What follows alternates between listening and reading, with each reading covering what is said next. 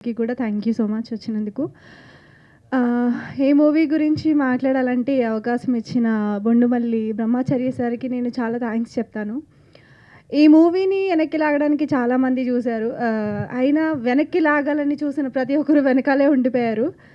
ఈ మూవీలో నేను కూడా ఒక చిన్న పాత్ర చేశాను. సో, ఈ మూవీ చేసినప్పుడు ఈయన చాలా శ్రద్ధగా ఒక ప్రొడ్యూసర్‌గానే కాదు, ఎంత రెస్పాన్సిబిలిటీగా తీసుకొచ్చిన కాడ్నుంచి షూటింగ్ నుంచి ఇంటికి పంపేంత వరకు కూడా చాలా కేరింగ్‌గా చూసుకునేవారు.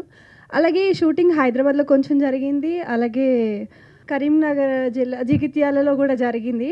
అక్కడ పచ్చటి పొలాల్లో మంచి మంచి లొకేషన్స్‌లో ఈ మూవీ తీశారు. నాకు ఆ లొకేషన్ చూసి ఈ మూవీ అంతా బాగా నచ్చింది. సో, ఇది మీరు ఇందాక సార్ చెప్పారు కదా! సినిమా అందరూ తీస్తారు.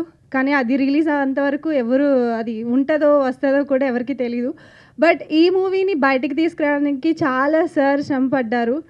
But first of all sir congratulations. మీరు అసలు ఈ మూవీ ఇక్కడి వరకు వస్తది అనుకోలేదు. బట్ మీ పట్టుదల చూసాను. నాకు చాలా బాగా నచ్చింది. నాకు కాల్ చేసి రానుగానే నేను వెంటనే డెఫినెట్‌గా వస్తాను సార్. ఎందుకంటే మంచి వాళ్ళకి మంచి జరగాలి. అయినా ఇప్పుడు సార్ చెప్పారు మంచి వాళ్ళని. నాకు ఎప్పటినుంచో తెలుసు. ఈ షూటింగ్ చేసిన కాడ నుంచి కూడా సార్ మీద ఒక మంచి ఒపీనియన్. ఎందుకంటే ఇండస్ట్రీ ఒక మంచి ప్రొడ్యూసర్‌ని తీసుకొచ్చింది అని అనుకుంటాను నేను. అంటే కాకపోతే చాలా వరకు ఏంటంటే సార్ చాలా కష్టపడి ఈ మూవీ తీశారు. చాలా మంచి ప్రొడ్యూసర్. ఇంకొక మంచి మూవీ తీయాలి. ఒకటే కాదు, ఇంకా చాలా మంచి మూవీస్ తీయాలని కోరుకుంటున్నాను. బట్ ఆర్టిస్టులందరికీ కూడా సార్ చెప్పారు కదా, చాలా క్రమశిక్షణ కావాలి. మూవీ ఒకటే తీసాము, అయిపోయింది, మనం పేమెంట్ వచ్చింది కదా అని అనుకుంటే వాళ్ళ ఆర్టిస్టులు ఎవరు, కళాకారులు బిడ్డలు అంతకన్నా అవ్వరు. సినిమా ఎంత అయితే అలా కష్టపడి తీస్తారో, తీసినప్పుడు ఆ మూవీ రిలీజ్ అయ్యేంత వరకు కూడా మనం వాళ్ళతో వెన్నంటి ఉండడం అనేది ఒక సంస్కారం అని చెప్పుకోవచ్చు.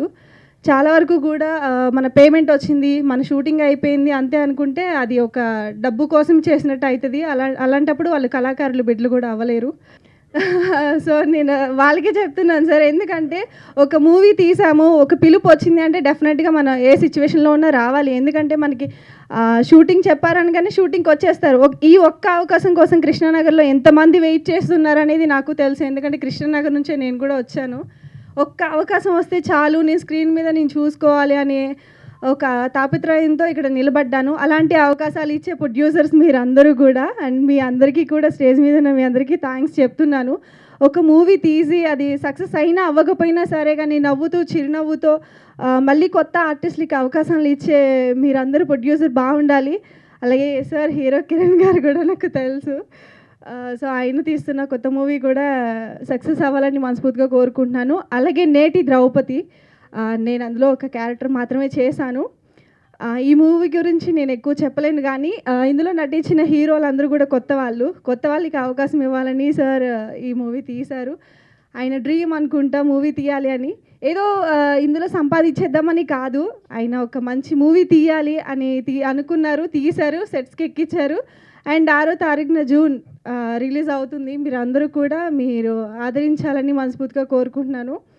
సో, ఎవరి పేర్లైనా మర్చిపోతే క్షమించండి ప్లీజ్. అండ్ ఈ అవకాశాన్ని ఇచ్చిన మీ అందరికీ కూడా థ్యాంక్ యూ సో మచ్.